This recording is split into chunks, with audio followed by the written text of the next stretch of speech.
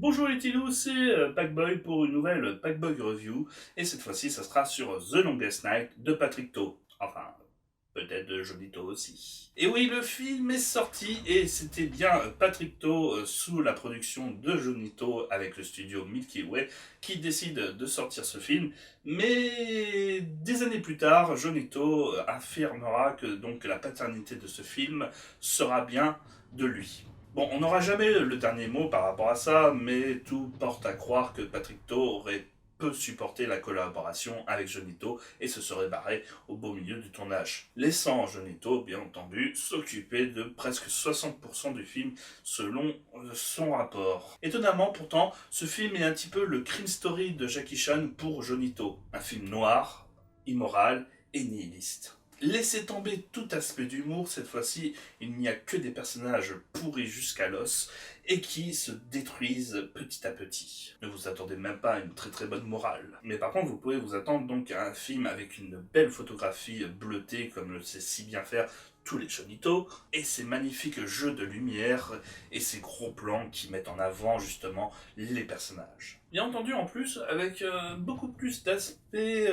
horizontal un petit peu à la Tsuark ou avec des contre-plongées ou des plongées sur ceux-ci et leurs actions. Par contre, un autre effet de Jonito qui est là, mais qui se fait bien rare, c'est justement ces personnages qui prennent souvent la pause, qui ne bougent plus, puisque la situation ne leur permet pas de bouger, et la caméra qui décide de bouger tout autour d'eux pour donner justement cette ambiance sombre et un petit peu western. Autre effet qui ne sera là aussi pas là, en tout cas je ne m'en souviens pas, mais il y a très très peu de plans larges comme aiment donner justement certaines situations de Jonito sur les polars. Et là cette fois-ci nous sommes vraiment terriblement centrés et très proches de tous les personnages et de leur gunfight. Bien entendu, je pense que c'est fait exprès qu'il n'y ait aucun de ces plans larges qui donnait justement un effet visuel magnifique et un côté spectateur. C'est pour apporter justement un petit peu plus de réalisme aux scènes d'action et donc encore plus de malaise face aux situations.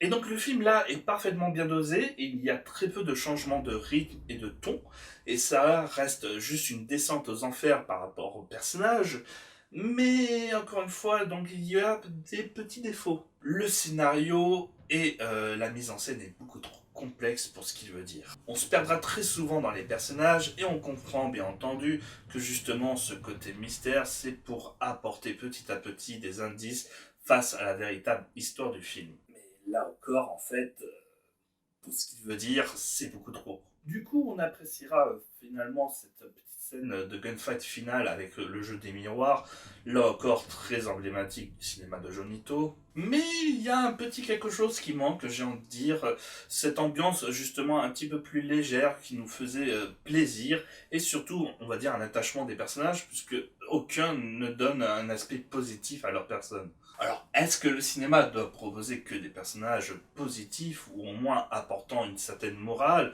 pour qu'on puisse s'identifier à eux? Ça, c'est un autre débat. Mais dans l'instant, là, et sur ce film, le petit problème étant, c'est que cette fois-ci, donc, on aura très peu d'attachement malgré le côté réel et prise de documentaire que veut avoir le film. En l'état, le film reste excellent, hein.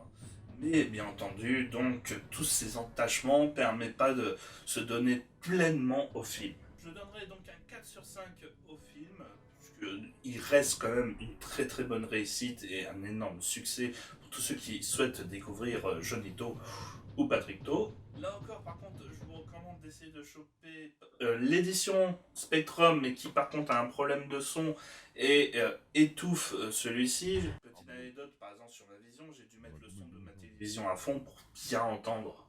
Et le petit problème étant, c'est que la musique est magnifique. Et cette fois-ci, à contrario de Hero Never Die, on n'en profite pas assez. Mais vous avez aussi donc l'édition DVD de HK Vidéo, par contre qui est disponible à 30 € et cette fois-ci donc il n'y aura pas la qualité d'image de Spectrum.